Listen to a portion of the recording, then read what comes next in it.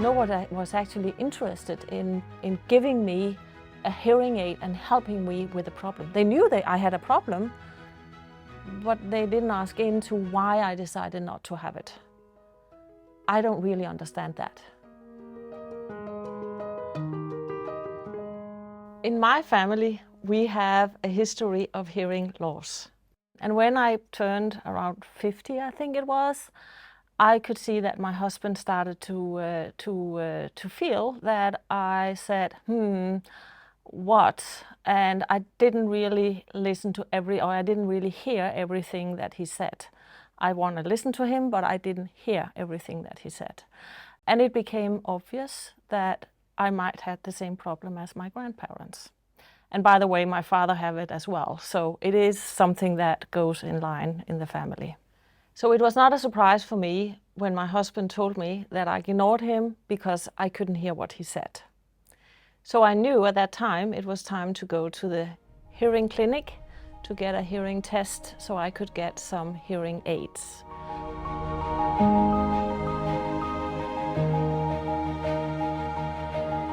I want to try one of those small units because then I'm not going to look like my grandfather. So that was actually how it all started. I don't think that it's obvious where to go to a hearing doctor. So I saw on social media an advertisement for a company where they were looking for people that volunteered to test a very small hearing aid. And I was like, that's me.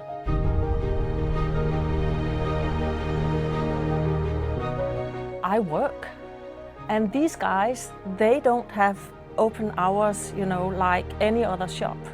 So they open up, I think it was around 10 o'clock, and then they close again at 1.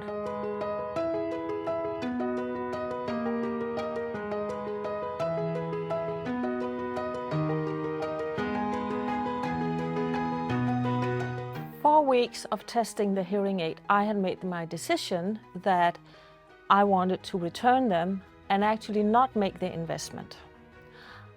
I made that decision from the fact that with a battery, always had to change them, that I felt unbalanced in my both sides.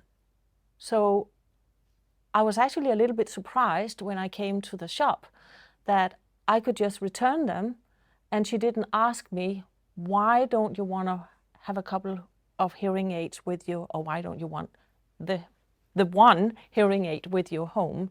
She didn't ask questions, why have you made your choice?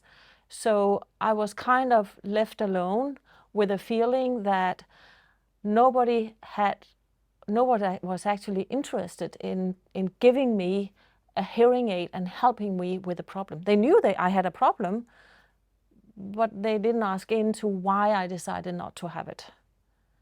I don't really understand that. I didn't want to go back.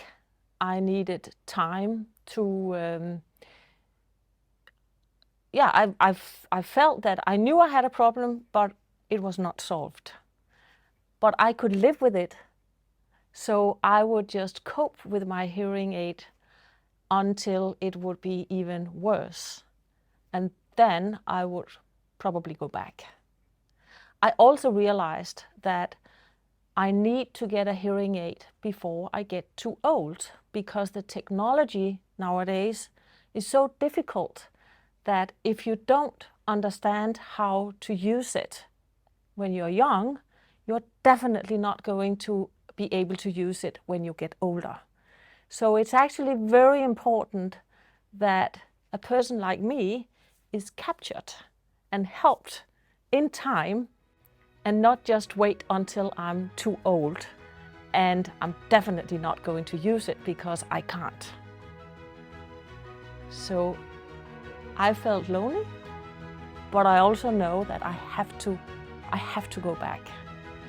But I need time, because I need to be very firm in what I want and not let other people direct me to the wrong decision. I need 2 hearing aids, and it's not about money. It's about getting the right solution.